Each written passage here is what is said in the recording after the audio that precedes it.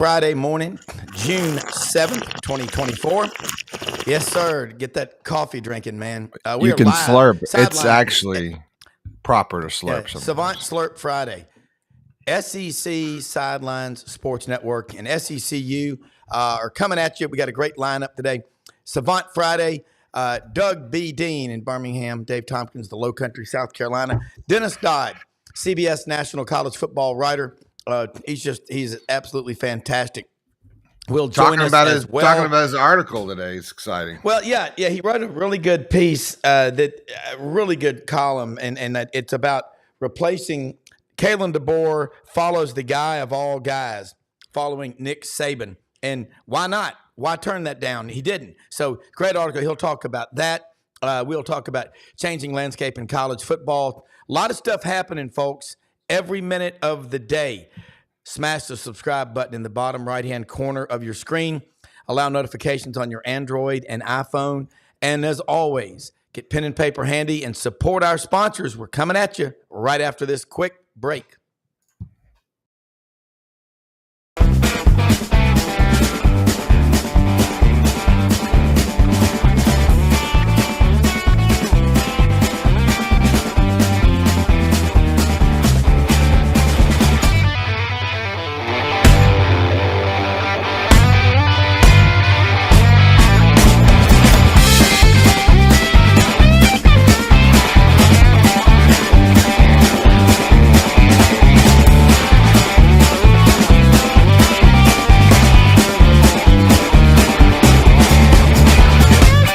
Sidelines with Rob Browne.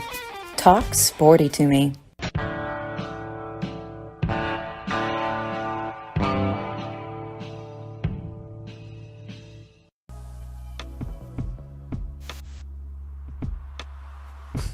All right.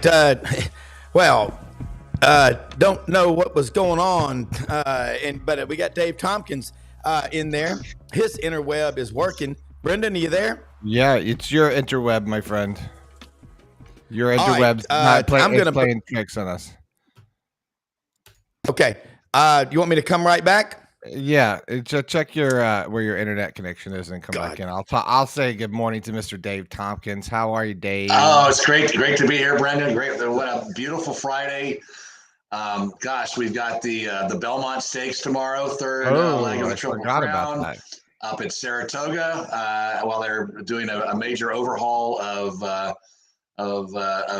Belmont, so that's fantastic. I've heard that. The Memorial Golf Tournament in Columbus, Ohio, or I guess Dublin, Ohio, which is the suburb of Columbus, got a great leaderboard, and we got a live golf tournament in Houston as we look ahead to the U.S. Open next week at Pinehurst, number 2. Now, have you been out to any live golf tournaments? Have you seen any of those? I have not. I want to. I mean, it's just kind of a spectacle, and I want to say that I saw one. So, yeah. Well, I want to go. Was it? I mean, obviously, it was a little bit different. I've been to 1,000 golf tournaments, but just more hoopla, more stuff, more free music, stuff, more tents, loud, shorts. Probably, who knows? They'll have who's the LPGA golfer, Charlie Hull, out there smoking cigarettes. Hey, Rob, how are you? But Robert, I hope everything's Yep. We hear you and see you fine. It's all right. Loud and clear. Okay. Yep. Breathe. Yeah. Okay. Looks like everybody's moving now. Here we go. I was in there. Look. Dave, Doug Dean's going to join us in just a minute, and it's going to be cool to have Dennis Dodd on here. I love having him on. Had him on a couple of weeks ago, CBS National College Football writer. He wrote the article. It's really good column in Lindy's, and I have it here in my hands, college football preview that is out now, and it's really good. It's called Kalen DeBoer Follows the Guy of All Guys, and I'm interested to hear his take. I'm sure because Dennis is really good at getting one-on-one with his subjects and getting deep in their minds, and gets a lot of really good information to come out of there. And it's exciting to me because I read his article, and it's like, hey, why would you not follow the guy? You know, who would you want to be? You know, who would turn down the Alabama job? I mean, who, you know, people say, well, I want to be the guy after the guy that follows the guy. I would take it. You can make an argument either way. I mean, clearly in their 3 or 4 day search process, Alabama picked the best candidate, and you have to give Alabama, you know, credit for that, for their process. Obviously, the brand helped. Kalen's got some stones following Coach Saban, but he's demonstrated the stones, you know, already in his, you know, more brief career, particularly with the job he did at Washington. I mean, I think it's just one of so many storylines leading up to SEC football this fall. This is just going to be a fascinating year, and it's what an honor to have Dennis Dodd on our show. I love reading this stuff. I read his article and on CBS earlier this week about Jeffrey Kessler, the famous attorney who really nailed the NCAA with the House versus NCAA. I did wonder whether Jeffrey had any relation to Walker Kessler, but I don't think so. Walker being the 7'1" version of Quentin Tarantino. Yeah, there's no, looks like connection lost on. Can everybody see me? Yeah, yes, sir. Yeah, we can see Doug too. Yeah. Okay. Everybody's in. I apologize for that. Yeah, I don't know what's going on today, man. I mean, good golly. I do not know what is happening, but, Kalen DeBoer being the guy to follow Nick Saban, someone always has to follow a legend. Probably the worst thing that you can do if you are following a legend is to go in and do something really crazy just to be different for the sake of being different. I think that's the danger that you have. I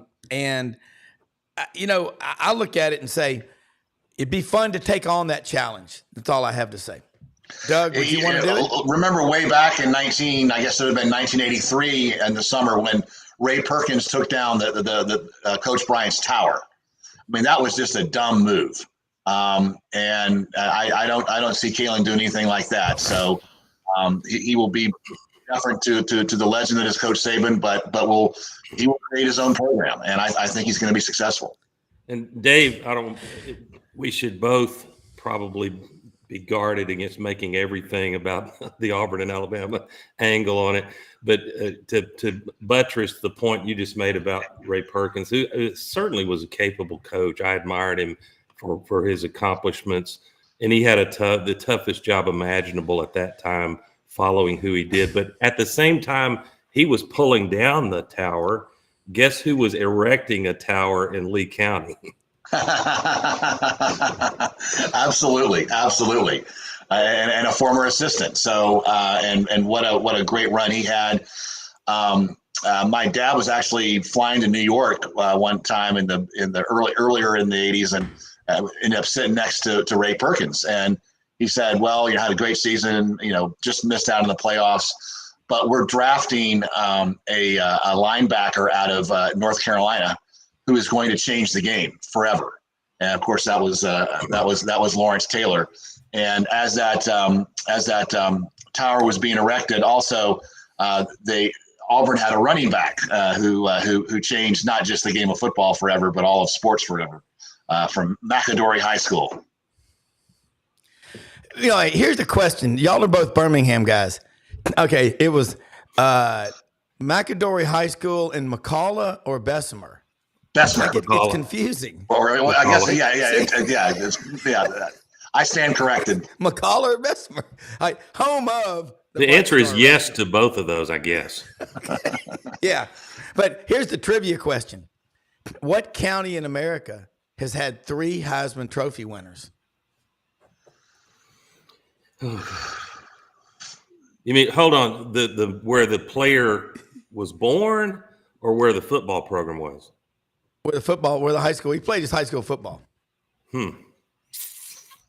I'm just going to wild guess and say Jefferson County, Alabama.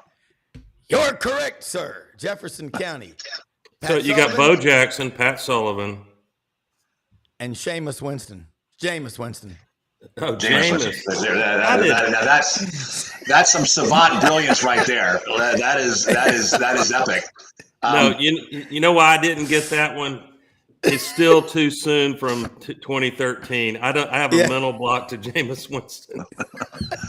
McAdory High School was very close to Bentbrook Golf Club with their 3 9-hole tracks. I forget the name of the waitress in the snack bar that would pour in what we call an 8 count of vodka to make your Greyhound. She'd count to 8, and that was your ride home. But that was a lot earlier in my life. Oh my God, 8 count vodka. Yes, sir. That's how I start every single day, David. Every single day. You got a vodka, and then Bloody Mary. You got a Bloody Mary sitting there, Brenden. I don't blame you. Yeah, Worcestershire. I get that. I got to make it myself, though. Don't give me any of that mixture stuff. I got to make my own. Yeah, and I hate the concoctions where they put clam cocktail. Don't ruin it. Don't ruin it. Please. Stop. I learned to make my Bloody Marys as a Sigma Chi at the University of Northern Colorado in big giant buckets, those water buckets, and we had a recipe. We had to follow it exactly. We had a big giant stick, and that's how we started. That's how I learned to make the best Bloody Marys that you can make. Hey, you don't mess around with it. Fellow savants, Robin and Dave. And Brenden can claim savant status. We're all kind of pompous to use that term to begin with. But do y'all agree with me? Brenden Martin, he looks like a producer. He looks like he should be producing records in a studio, man. Yeah. You got the vibe, man. If anyone's fit their job, probably like where they're supposed to be, it's me. I mean, I wake up looking like a producer. I produce my child. My child, I'm like, we got 30 seconds, child, to get in that car, and I'm counting them. Let's go. Let's go. Backtracking. We got Cool Cat producer and the savants. That's our. Well, you walk around in the newsroom. The producer will walk around in the newsroom in TV. I always remember this. She'd have a clipboard, and it would be going back 30 minutes from the end of the newscast. You'd have a minute 40 for this package. A couple of seconds here for the anchors to go. Great story, Doug. Now to the weather with Dave Tompkins. Huge low pressure front coming in here. Sports coming up with Brenden Martin. Gators on a roll as they beat Miami 56-3. Of course, you wouldn't want to tell the story lead before you tell the story. Well, you imagine that. We would do that, and we would do that, but we would do it for the pregame, postgame, and intermission for Avs and Nuggets, right? So you have that, NHL, NBA, they play the same time every year. So we would run out in the same studio for the Nuggets pregame show, and that would end. And we pull all the gels out for the Nuggets. This is for Altitude Sports and Entertainment, Cronky's network. And then we run out with red gels, and we put those in, and then we run out, and then you're constantly doing time math, right? Because you still got to hit a certain number. You got to be out at a certain time. If anybody really wants to know the original reality TV, it's sports television. Because that you can't predict what's going to go on, and you just got a bunch of cameras in one place, and you just got to try to grab it. I mean, that dance, is something else. It's something I'll never forget being a part of my whole life, was seeing 150 people come together to put together a broadcast. Your Monday Night Football that you all watch is bigger than the Super Bowl, almost camera production wise. Wow! Every week. Wow. It's a 3-day put in for Monday Night Football. 3 days. Wow. Those guys put in day of. 3-day put in.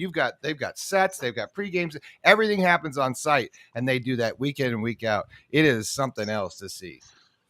Hey, if he were on the show with us today, I know that Frank Duffy would say that the best Bloody Marys in the SEC are in Baton Rouge. But he is instead he is as we speak, he's walking the streets of the Tenderloin district of San Francisco in reverent gratitude to Nancy Pelosi and Gavin Newsom. Yeah. Oh, yeah. Hey, Doug, guys, I want to show something to y'all. Top 10 brands. I saw this on Twitter, X. All right, college football brands. I'm going to throw it at you, Doug. Ohio State, and this is the order he put them in. Ohio State, Notre Dame, Alabama, Texas, Southern Cal, Oklahoma, LSU, Tennessee, and Florida State. Well, that's 1, 2, 3, 4, 5, 6. That's 9. That's the top 10. Doug, how do you rank those? I mean, again, That's just a random. It's pretty. It makes sense, but would you rank it that way, or would you put Alabama number one? I would. Yeah, I mean, anybody in the wake of Coach Saban retiring, and if you look at his accomplishments, it doesn't lead with Alabama is not being fair, Yeah. And I would need some help definitionally. When you say brand, do they mean recent modern era championships won? Do they mean revenue that drive that logo and all about the football? I guess we mean football program. They're talking modern era. Yeah. Yeah, but modern era, do we just mean winning? That makes the ranking of the list fairly straightforward. Mm-hmm. Alabama's got to be at the top. And then after that, there are debates. I think Ohio State is a great brand. They have a lot of revenue. We saw that in how they went out and bought players, literally. And boy, Ryan Day better deliver this year. You think Lane Kiffin better deliver? I'd say Ryan Day times 10 on that.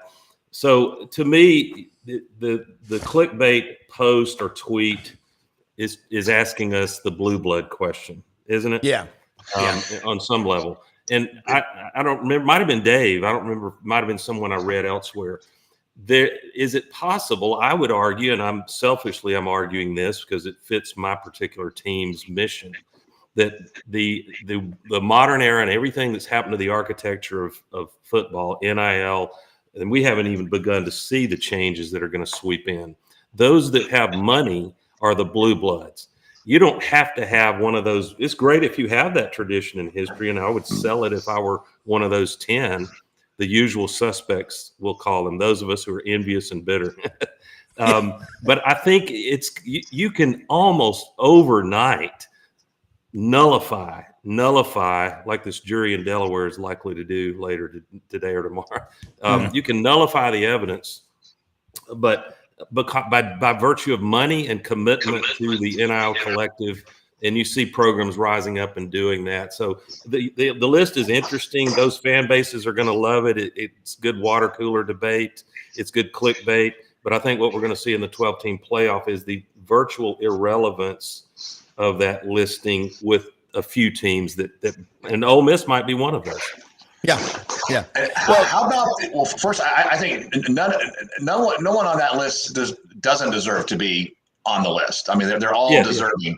Yeah. I don't think I heard Michigan. And how do you have Ohio State and not Michigan? Especially after Michigan. Year. I'm sorry, Michigan. That's the one I couldn't remember. Okay. Michigan was the other one. Okay. No Georgia on there. No Georgia. No Florida. No Tennessee. No Auburn. Come on. Yeah, well, here's what they have. Honorable mention. Auburn doesn't belong on there. Georgia probably does. I would guess so. Yeah, what they have is honorable mention. They have Miami and the University of Florida, Oregon, Nebraska, Auburn, Penn State, Texas A&M, and Clemson. Now, I don't agree on the A&M. Because A&M is because they've got so much money. But I'm going to throw something, and I see a comment here from Kerry Jones up in Lebanon, Tennessee. Auburn's a bigger brand than FSU in Tennessee. Michigan should be in the top 5. Here's what I was going to point out. When it was announced that Texas and OU were coming to the SEC in July of 21, Wall Street Journal ranked their brands in the SEC, okay? And they did that, and they ranked Texas at that time $1.18 billion. Alabama, $1.008 billion. Third was Georgia at $972 million. Fourth was Oklahoma at $927 million. And fifth was Auburn at $872 million. Interesting. Yeah, so it's a good topic, but carry on. Let me ask it differently. I'm probably, Dave, I plead guilty that I'm being manipulative. It's what we do on here, right? Yes. Ask it this way, Rob and Dave. As we enter the 2024 season, and especially the critical transformational, let's say 5 years between next year and through 2030, arbitrary time period, would you rather have the strategic advantage of one of these traditional blue bloods in your ranking? I mean, there's no harm done. It's certainly helpful to have that. Would you rather be that, or would you rather be flush with NIL cash and leadership in your program that is really committed to how the new model works. I would take the latter. The latter. Yeah, that ranking that Rob provided is going to be changed by the time of the next TV deal. Yeah. Yeah, and there will be some programs that he listed that you're like, oh, absolutely, they belong in the top 10. That won't be in the top 10, and it's really how they play their hand over the next 5 or 6 years. That's what makes it so fascinating. I mean, Sorry, Dave, go ahead. It's a new sport.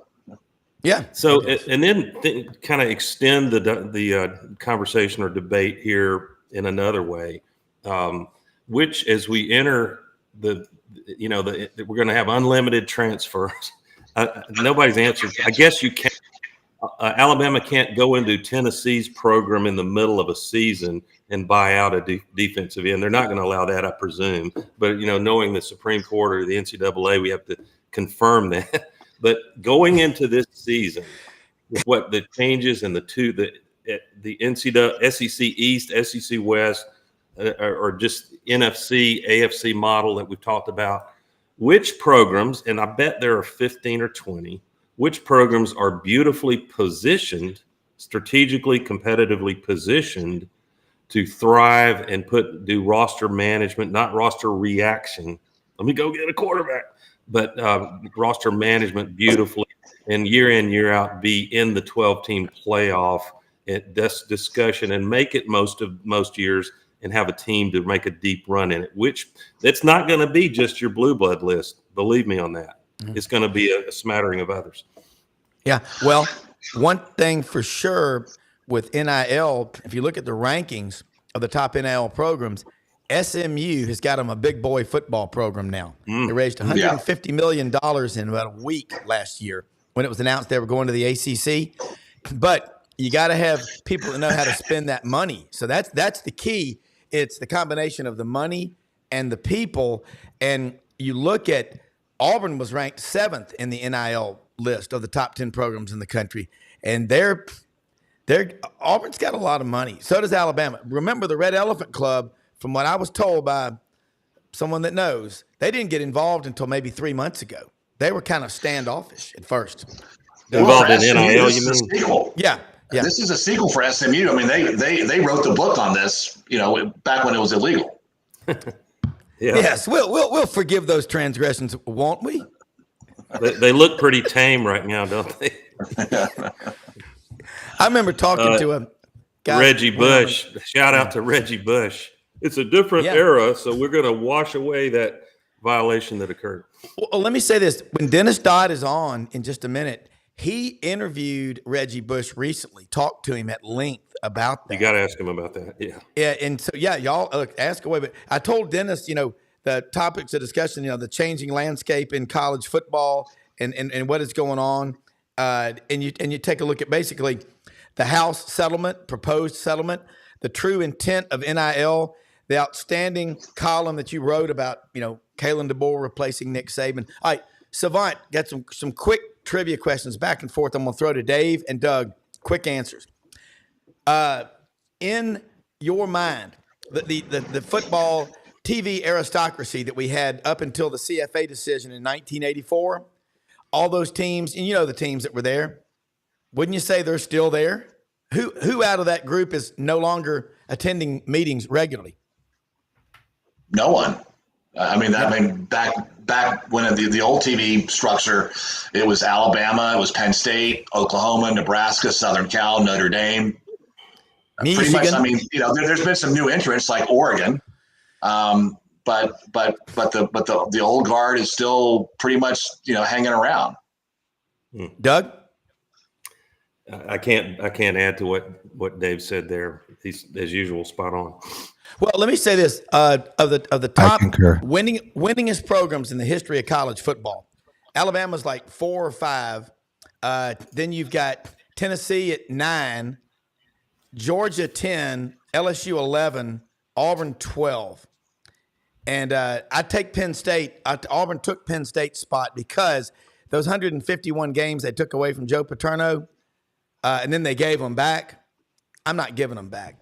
If that were the case, Auburn would be 13th, okay? But I think the more things change, really the more they stay the same is what I'm saying, Dave. Yep. I tell you what, change the subject just a little bit. I tell you what really sucks is that the NFL did not move their games from December 21st, the first round of the playoffs. There's 3 first-round games on the 21st on Saturday. Not on a Sunday, on a Saturday. And the NFL is still playing on top of them. I think that sucks. And I feel bad for the three games, particularly the 3 home teams that are hosting that day, and their viewership is going to be lower because people are going to be watching the NFL games. Hey, I had to get that in. For your Georgia listeners, Rob, and there's got to be some. There are. I saw that Georgia Tech, Georgia's just so dominant, has been moved to Black Friday. So I think that's a win for the Iron Bowl. Get clear the deck of any distractions on that Saturday after Thanksgiving. Well, the Georgia Tech's deal in Atlanta, it'll blow your mind when you're over there on the campus. They've got so many international students. When they say football, they're thinking soccer. And they had that guy, Stansberry, the athletic director, was from Canada. Oh, hey, hockey. I mean, Georgia Tech, now you talk about a brand. They've got a hell of a brand. Engineering. Well, just the football though. And they've got their alumni in Atlanta. Billy Roberts tells me this all the time. They're not writing. They go, I'm not writing a check. Why pour money down a toilet if you're not committed to being serious? That's a program that has per capita, I think, more millionaires than any school in America. I'm glad we stumbled into Georgia Tech briefly. Feel free to stumble anywhere. Yes, somewhere. I mean, we don't have a guardrail around. We can only talk SEC. No, it's ADD Savant Friday. My knowledge level plummets when you get outside the SEC. But I had someone say this, and I realize this is not music to the ears of the TV moguls at ESPN at all. But it resonated with me, and it's frankly how I feel, and I have a feeling it's how a lot of Deep South football fans feel. And they said it's a given that North Carolina is next on the list, and we all get that from a business and TV and footprint standpoint. But to me, North Carolina, maybe this will change. Maybe they will adopt some of our etiquette and way of thinking about life and academics and football. Not that they owe us that, for God's sake. But it almost feels better to bring back Georgia Tech and some other. Could be Clemson, could be Florida State. Some teams that, yes, they don't add to the footprint and they'd get a lot of no votes in the conference. I get it. But it would at least preserve what we think of as Deep South football tradition. Is it just me? No, I think we should bring back Georgia Tech based on their fight song.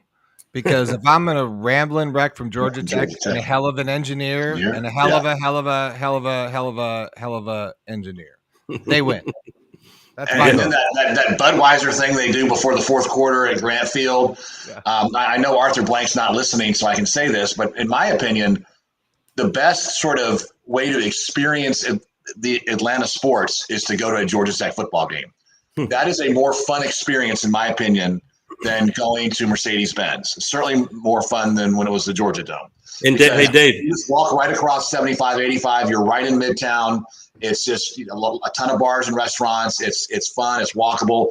It's in a relatively safe part of Atlanta. I'm stretching it there, but that's a really fun experience to go to Grant Field to watch the Yellow Jackets. And the beautiful thing is you remember the experience for 2 or 3 days because you had 3 chili dogs at the varsity. There you go. Yes.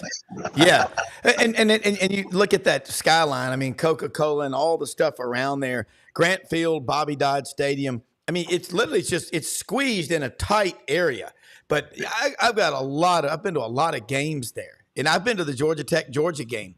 Clean old fashioned hate's what they call that. And, think about all the rivalries. Y'all are right. Go back 101 years ago. You know how many members there were in the Southern Conference? 23.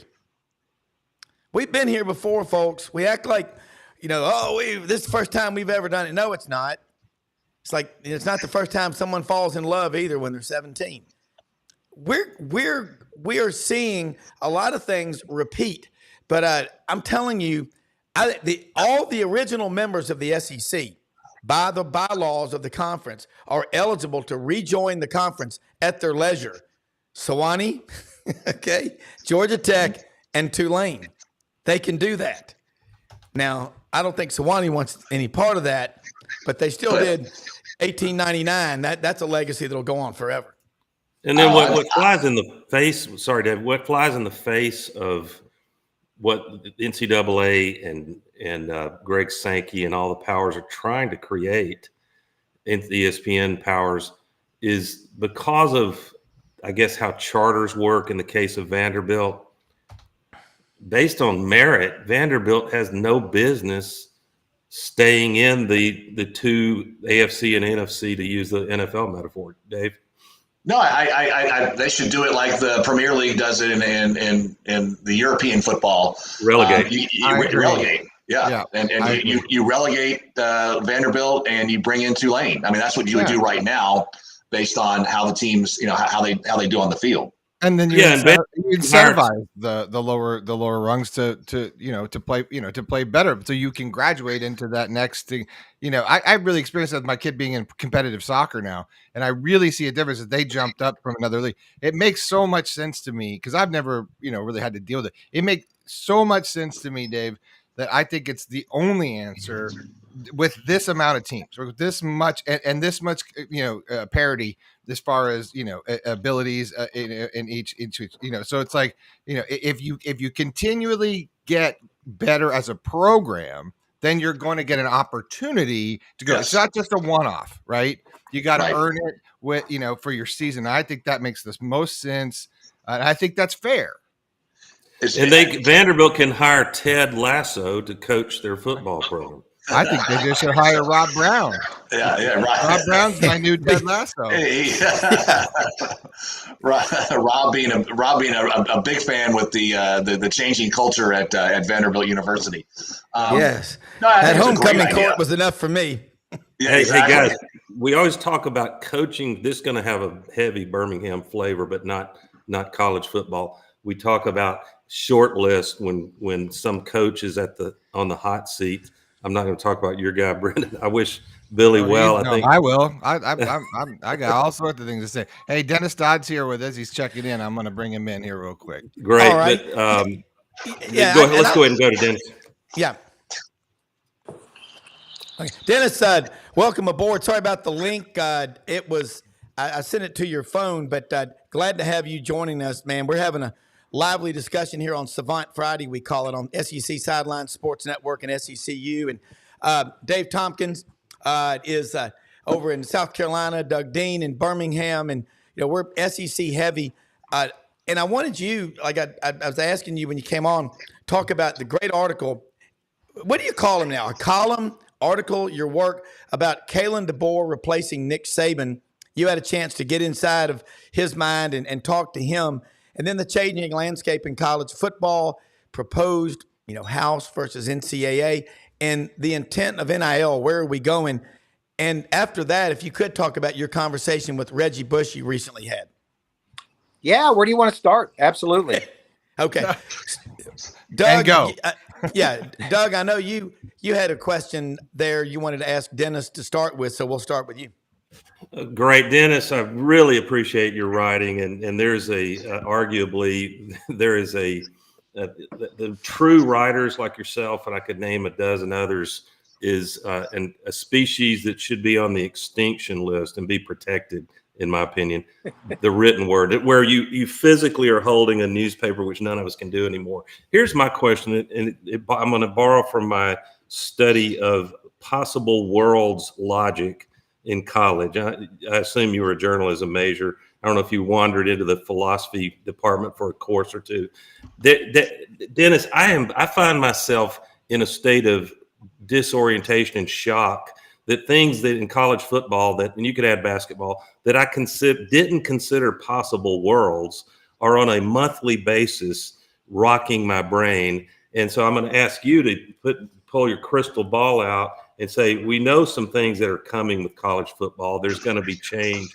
there's almost certainly going to be what we've kind of analogously called an NFC and AFC model in college football, like you see in the NFL with the playoff.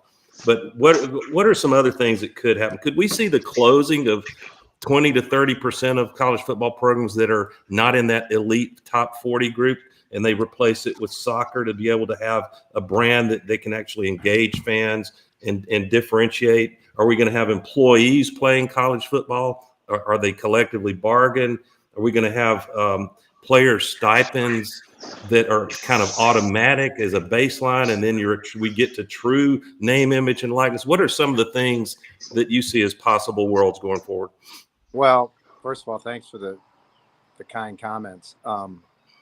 Yeah, I think all those things. I think we're experiencing all that in real time. I come down to Saturdays. On Saturdays, we don't care if Shedeur Sanders drives a Bentley to work. In fact, we've seen it. We're concerned about whether CU can turn it around, what Deion's going to say, how Shedeur plays, and those are just examples. I think the Big Ten and SEC, in almost every way possible, have separated themselves from everybody else physically, recruiting-wise, financially. The upshot is they're still playing everybody else. They're still playing the MAC. And we're going to have to live in a world where they get what they want. They're already getting 59% of the new CFP revenue in the new contract. They're going to get the lion's share of teams in the 12-team bracket.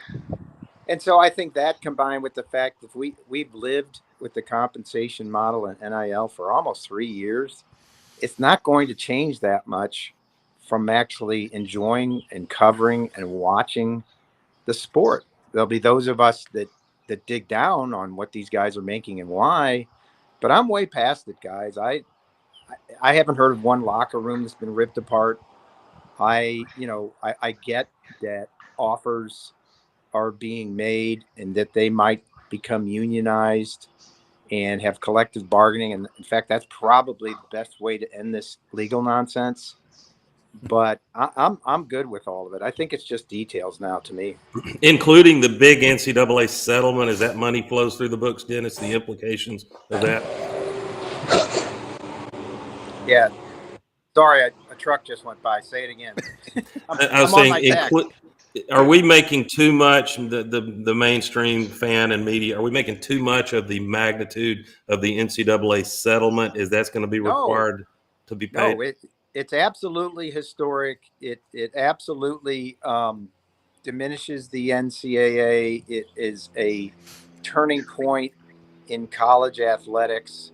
We will now see these schools, at least in the power conferences, have to come up with probably about $30 million a year extra than what they do to finance the revenue sharing and scholarships they're going to fully fund in baseball and some others. And so, what does that look like? I've written about it earlier this year. Long story short, guys, there are private equity companies out there, very powerful worldwide global companies that can't wait to get in the picture. A lot of them are already involved with Florida State and some others. The other thing is banks love universities. I mean, the very short answer is, how are they going to do it? Borrow money. Because you can get, let's say, okay, the house settlement is $300 million for an average school over 10 years. You just go write a note at a bank, and it's like buying a house. That's your mortgage. And banks love universities because they don't go under. They pay on their loans in general, not Birmingham Southern, I guess, but they pay on their loans. And so that's going to rectify itself. Is it a changing model? Yes. Are the players going to be compensated more? Yes. It's fascinating to me how they're going to be compensated in that. Is it going to be tiered by sport, by position? And how does Title IX figure in? I don't know the answer to those questions, and the ADs don't yet either. Before I read your article earlier this week, I would say that Marvin Miller was the most profound change agent, labor lawyer in the history of American sports. But having read your piece on Jeffrey Kessler, I think I stand corrected. What a body of work he has going all the way back, I guess, to Freeman McNeil. And thank you for writing that article. It was so educational and so enlightening about what's really happening right now. House versus NCAA and beyond. That it's just amazing what that guy's done and is doing, I guess. Yeah, I mean, to the average guy on the street, okay, another lawyer, but when you dig down and the subjects we're talking about, he is the most influential change agent. I would say more than Greg Sankey, more than Jim Delaney. Anybody you want to name is the quote unquote most powerful person in college sports, at least in the last 15 years. He is the most impactful antitrust lawyer in the country at some point in his career. And he's 69 years old and shows no sign of slowing down, guys. New York guy. He got interested in sports and antitrust. In 2014 at the Super Bowl, he got introduced to a kid named Martin Jenkins. You might remember him, cornerback for Clemson. Didn't do much, but agreed to become the lead plaintiff in some antitrust lawsuits against the NCAA and the power conference schools. That action eventually got folded into Alston, and we all know what happened there. June 21st, 2021, the 9-0 verdict against the NCAA, who took a case involving $6,000 in educational benefits, and was against that and took it to the Supreme Court and lost 9-0. But that being said, Jeffrey Kessler and then his partner Steve Berman were lead co-counsels in House, which threatened to take down the House. Sorry for the pun. If there wasn't this settlement, and the settlement is $2.8 billion for the NCAA and power conference schools from 2016 to a group of players from 2016 to 2023, and then the money I just mentioned going forward for the schools. So I think by any definition, he's an influential guy, New York guy, very bombastic, but very good at what he does. Did the NCAA leave some money on the table with the settlement there, or were they smart to get this done? Well, I think that's up to legal analysis. Look, if they'd taken it to trial, in antitrust cases that go to trial, if the defendants lose, they're on the hook for triple the damages.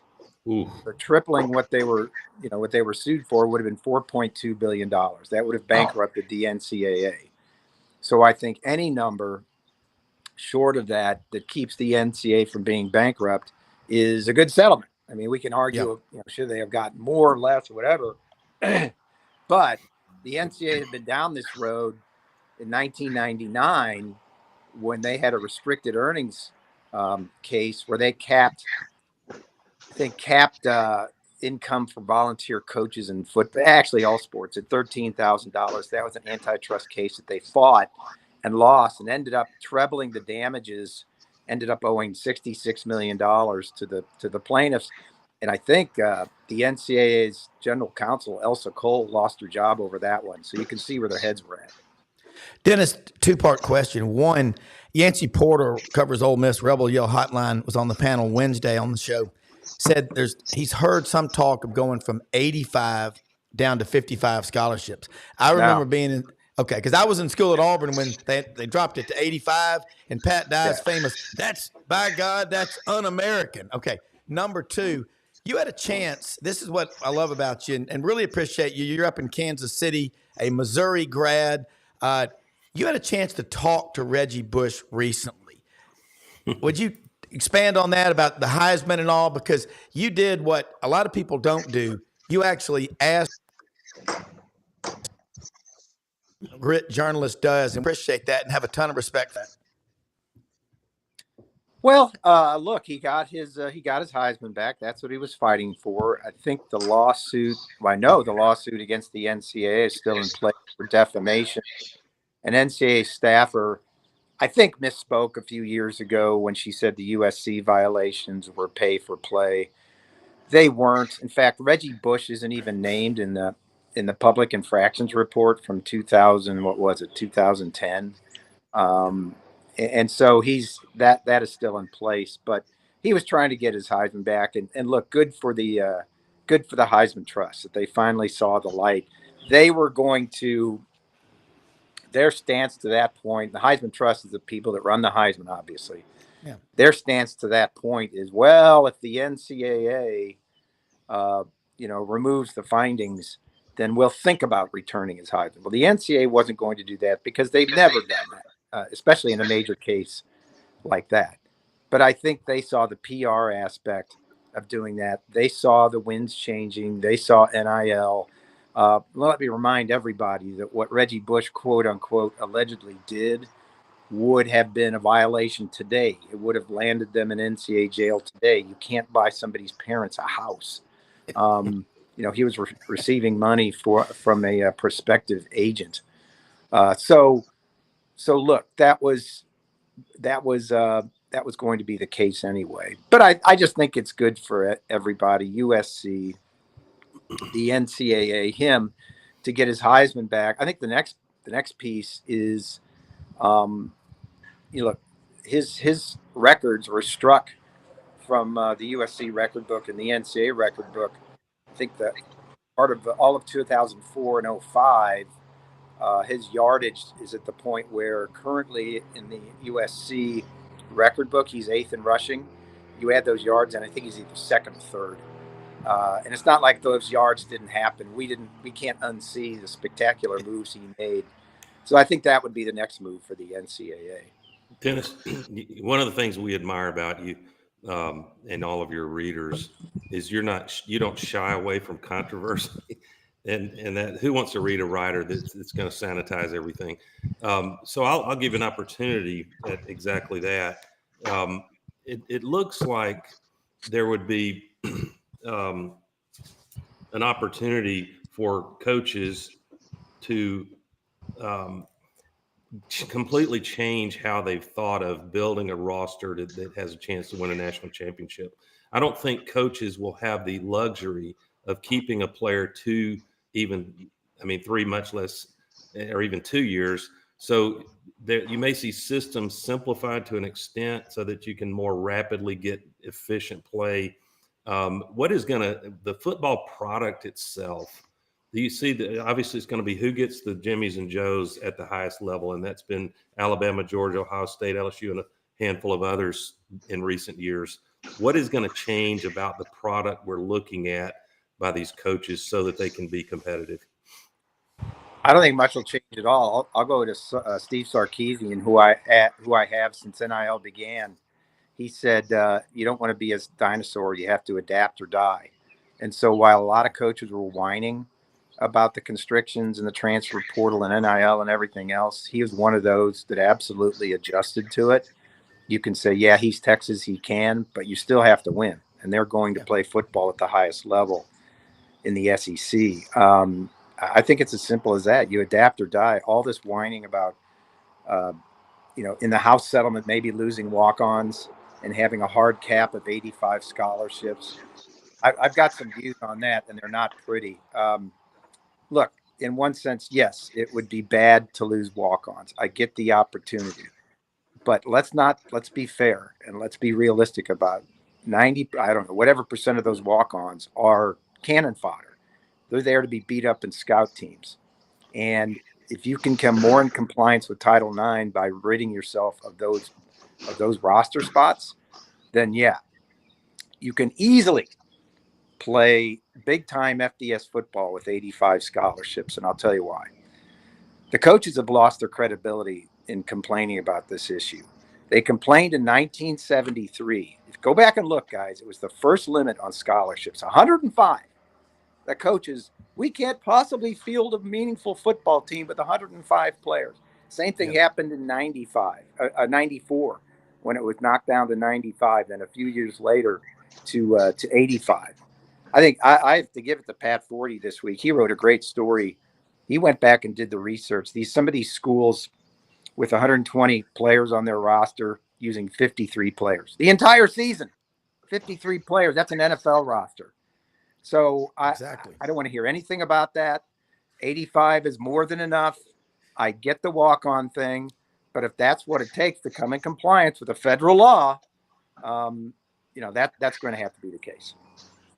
I'm a Birmingham native, but in 1973, I was a 10-year-old in Overland Park, Kansas, attending Knoll Hills Elementary School. There you go. I would have gone to Shawnee Mission South, you're probably familiar with. Just before you came on, we just started throwing around some harebrained ideas, and with the AFC, NFC for Big Ten, SEC, does it get to the point where it becomes like the Premier League and European soccer, where there's actual relegation in and out of a conference? So Vanderbilt would be relegated out, and a Tulane would be relegated in. Does it ever go that far? I don't know. We saw the Super League proposal earlier this year, which was sort of dismissed out of hand by the power brokers. But I think it's a hell of an idea.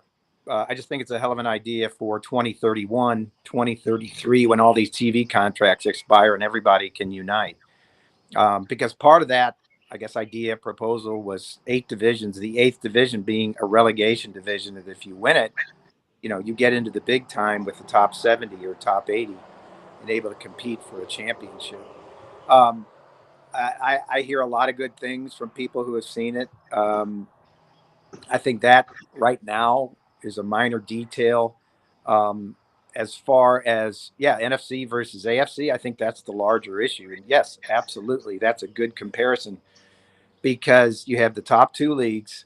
And I just told you, they've de facto separated themselves financially, physically, recruiting-wise, TV, everything else. I think there's a huge rivalry developing between ESPN and Fox. Fox has the Big Ten in large part, and ESPN has the SEC. I think a game like Oklahoma, Texas is going to be incredibly more viewed and more influential now that it's in the SEC. You saw the fact that game was moved to the 2:30 Central Time slot from 11 o'clock for the first time in, I think, 14 years. Second time in 14 years. So that shows you the power of the SEC and the drawing power of those schools to get that more in the middle of the afternoon, in that prime afternoon time slot, to go, oh, by the way, head to head with CBS on their Big Ten game. So that's one example of the rivalry. And the benefit is the fans. I don't know if I'm sure you guys have noticed these brand on brand monster games that are lining up to not only start the season, but throughout the season, because a lot of them are conference games now. They never would have been played.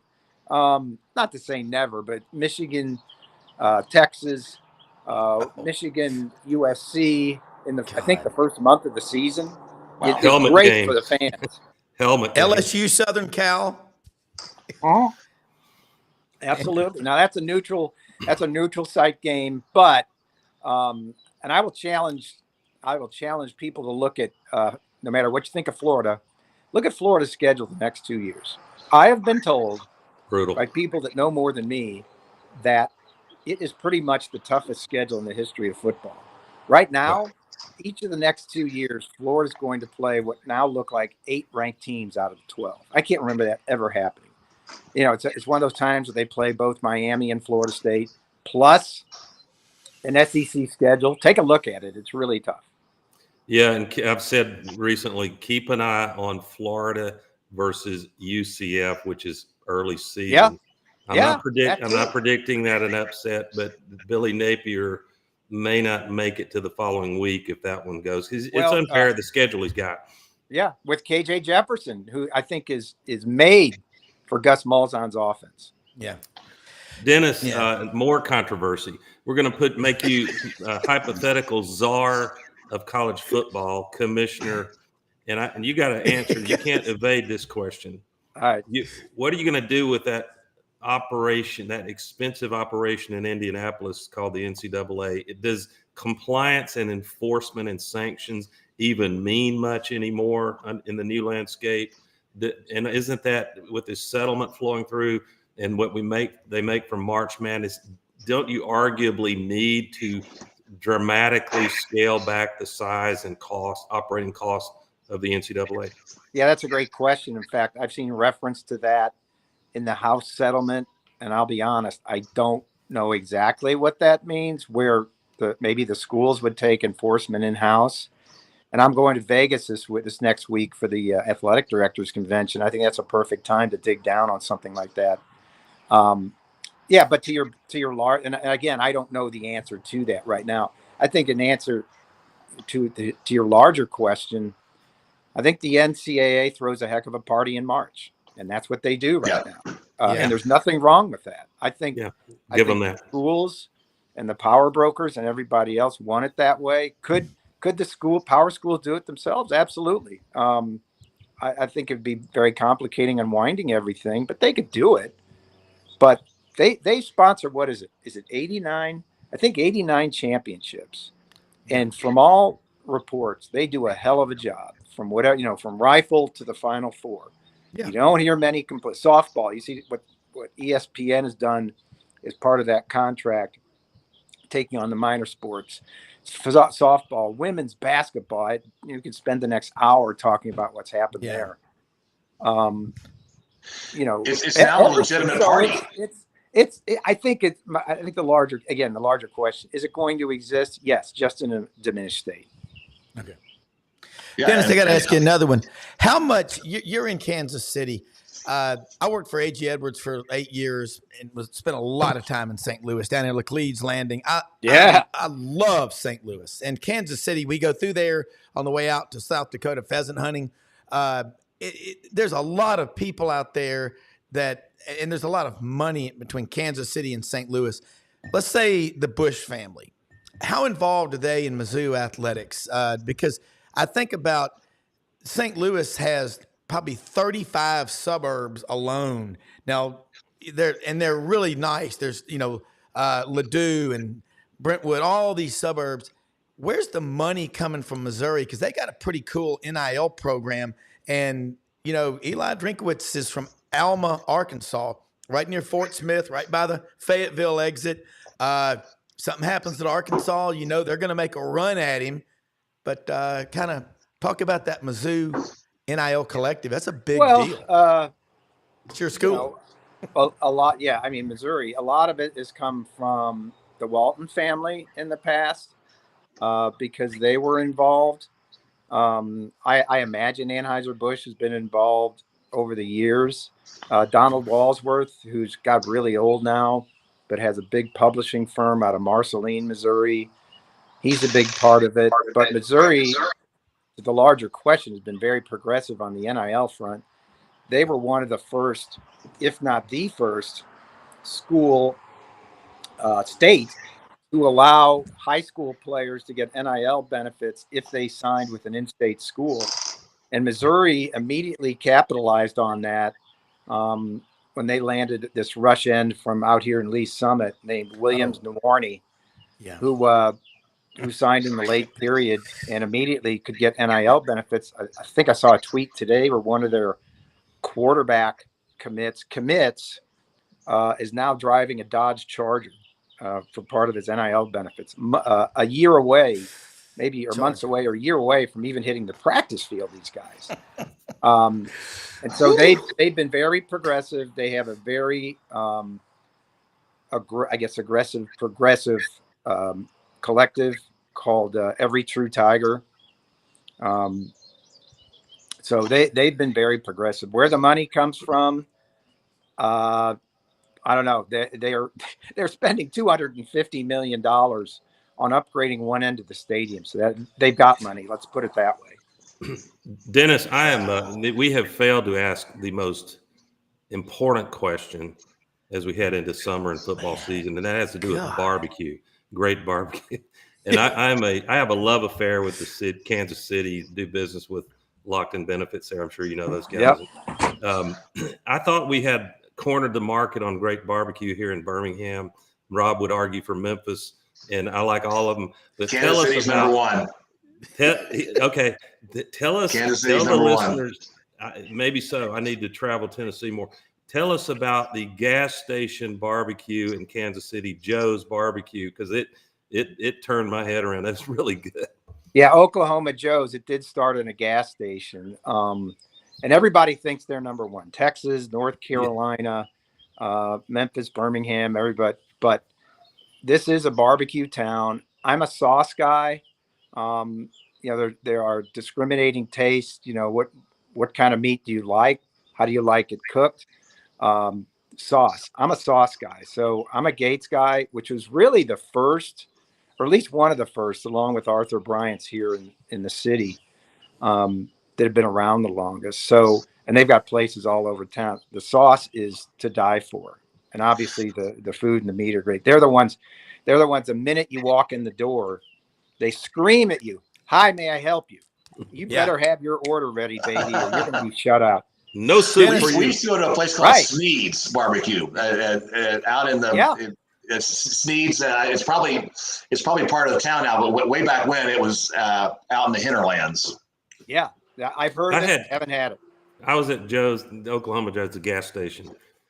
I think it was sandwich was Z, and it was brisket, and they put a stack of onion rings on it. And artery clogging, but beautiful.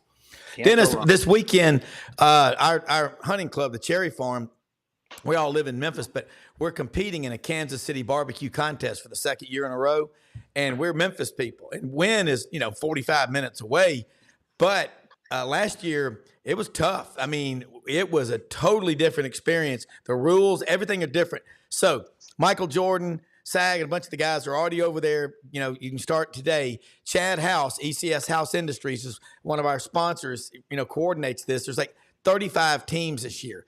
What can we do to make our barbecue the best possible Kansas City experience? Because those guys are watching over there while they're getting the pit going. You're talking to absolute wrong guy. I can break down UAB's special teams, but I'm not a. I eat it. I don't cook it. Yeah.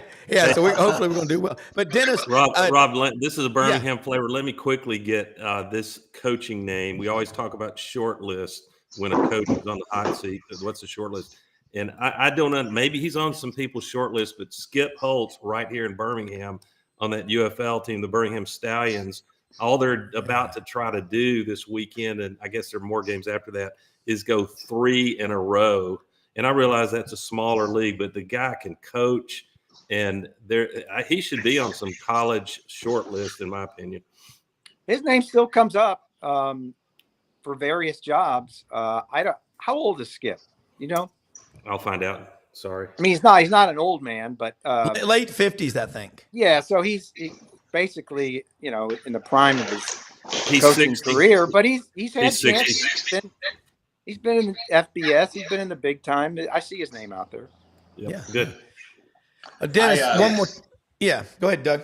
I grew up worshiping George Brett, Amos Otis, Fred Patek, John Mayberry, Paul Splittorff. It's so nice to see the Royals revival this year. That must be fun in town. Yeah, I can't explain it.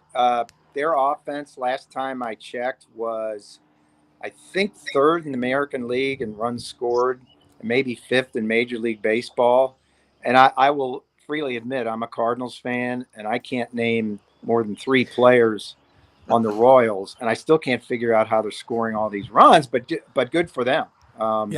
Salvi Perez at age 33 is among the American League and Major League Baseball's best hitters for average in not catching every day, DHing, playing some first base too, but it's great to see. Royals fans still talk about Bo's throw from left field, Dennis. Harold Reynolds. Unbelievable. Can I go off on Bo for a second?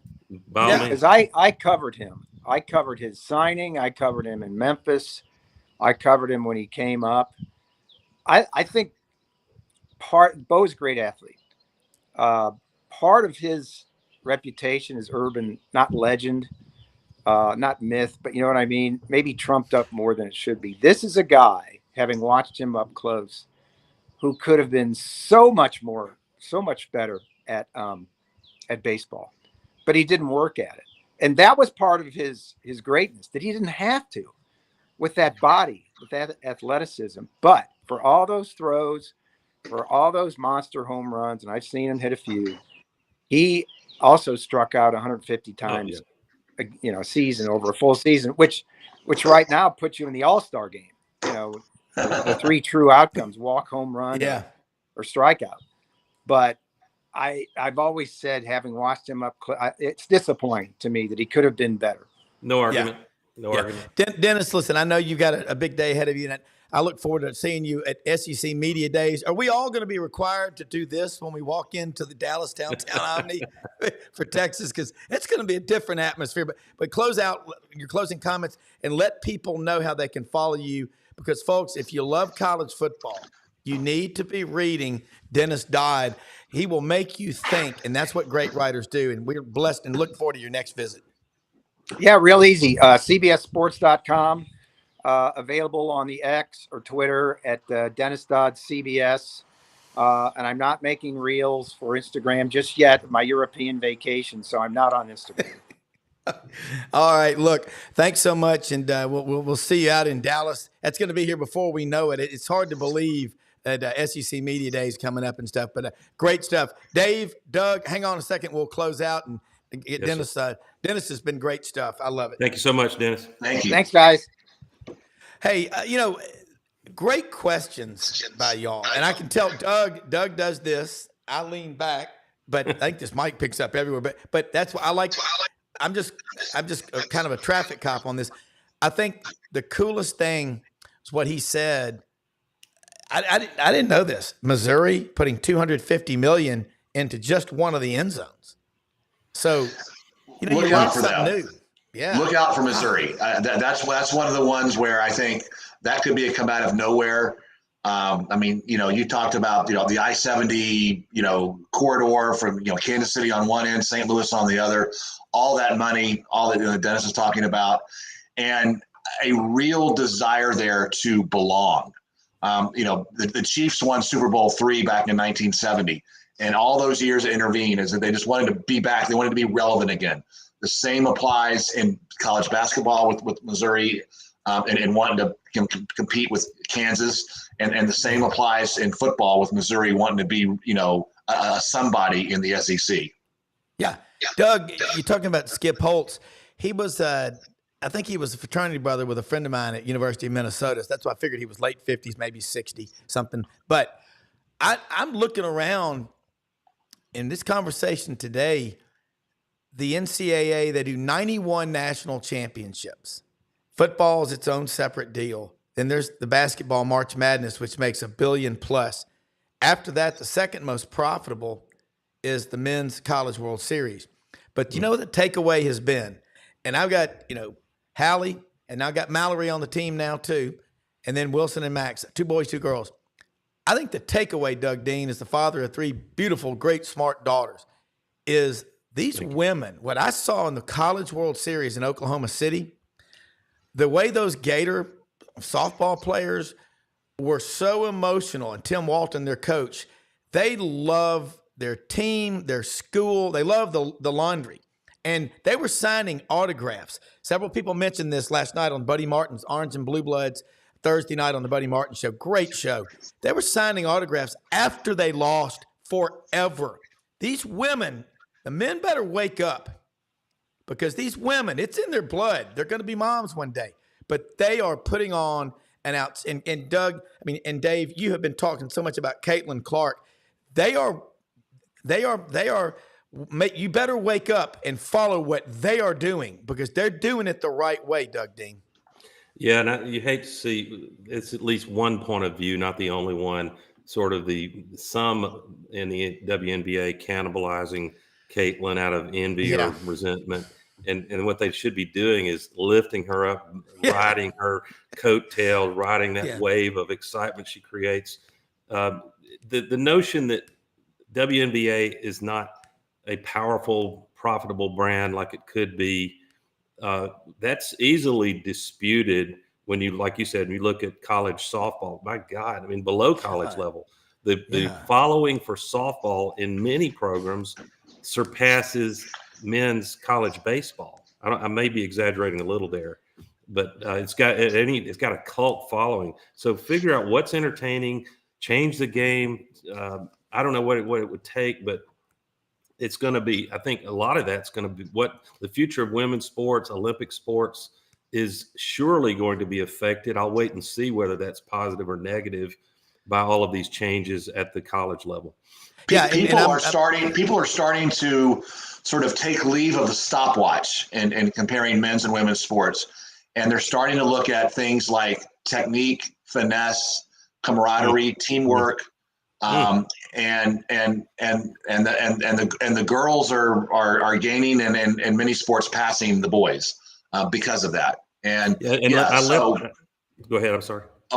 Biology's biology, and the men will always win, with the stopwatch. But when you look at technique in basketball, golf, softball, lacrosse, name any sport, and I mean it's more and more people are watching the girls, and I think that's a trend that's going to keep going. And shame on me for not mentioning college gymnastics. When Rob, you know this, Friday nights when Suni Lee was going to be in the arena, there wasn't you couldn't get a seat. The football players would show up and cheer her. When Sarah Patterson had it rolling at Alabama, they packed the arenas. So I'm just tone deaf to people that say there's some kind of bias going on against women's sports. No, it's about the product and the brand. Go market it, create it, change it as you need to, and it's a field of dreams. And it's how you treat people. And the Olympics this year, I think, are going to be on fire. I think the ratings are going to go through the roof this year on the Olympics. Men's and women's sports, basketball, soccer, obviously track and field, swimming, gymnastics. It's going to be, to have it in Paris. It's going to be the most watched Olympics ever. And I think it's going to really change sports as much as, what's happening in college football that we talk about all the time is going to change sports. Well, what's happening too is coming up July 11th, 12th, and 13th, that the Ed Murphy Track and Field Classic in Memphis, July 11th, 12th, and 13th. Look it up, edmurphytrackclassic.com. There were 9 Olympians at a press conference earlier this week. They're coming from all over the world. I've known Eddie, my friend, since kindergarten. His dad was the SEC mile champion when he was classmates and roommates with Johnny Majors at Tennessee. And this is a monster event going to be held in Memphis. Eddie told me a couple of days ago, he said, I was at a meeting last year, 4 Florida coaches were there, track and field coaches. And you know what Mike Holloway has done with their track program? Men and women have won 13 national championships. It's unbelievable. You've got the interest in these sports, but you're right. You look at these women after these games, win or lose, it's in their mind, it's in their blood. They're over there signing autographs, and they're developing a following. And Doug, you mentioned it about Suni Lee and gymnastics meets at Auburn. I'm not kidding you. I've got friends that said, Browne, I paid $150, $175 for a ticket to gymnastics. They're scalping gymnastics tickets. Yeah, and not only that, I know y'all agree. Suni Lee may have been the singular example of actual name, image, and likeness, at least at Auburn, maybe much of the SEC. Yeah. Y'all are right. Look, great show, man. Absolutely love this Savant Friday. I almost misspelled it earlier. It's SAVANT, not SE. SEC Secavant. Duffy, we missed you, man. We missed your wit and aggressive humor, Duffy. I know, we did, man. Hey, great show. Have a great weekend, man. We're the most blessed people in the world. Go out, bless others with your gifts. You can't take them with you. Don't forget, Archbishop J. Peter Sarton, St. Paul Classic coming up September 23rd. I'll tell you more about it Monday. See you then. Thanks for watching. See you guys. All right.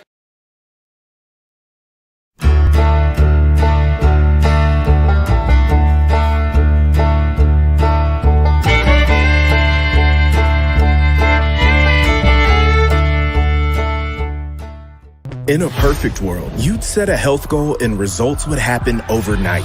In this world, the real world, it takes time, dedication, and the right support to achieve your best self. The Vitamin Shop's health enthusiasts are here to make sure you're not wasting a single moment on the wrong supplements. From the highest quality sports nutrition and superfoods to the most sought after trends, you'll find a huge variety of science-backed solutions for every goal. And the people to help guide you along the path to greatness.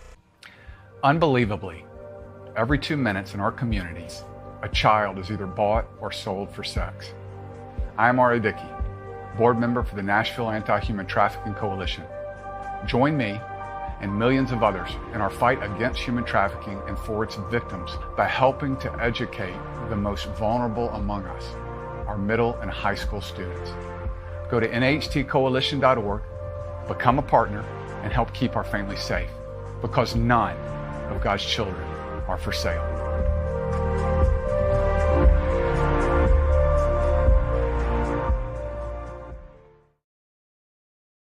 So important to shop local and to buy American. For 60 years, Hewlett & Dunn Boot and Clothing Company has been on the historic Collierville Square, and we strive to sell made in the USA products when available.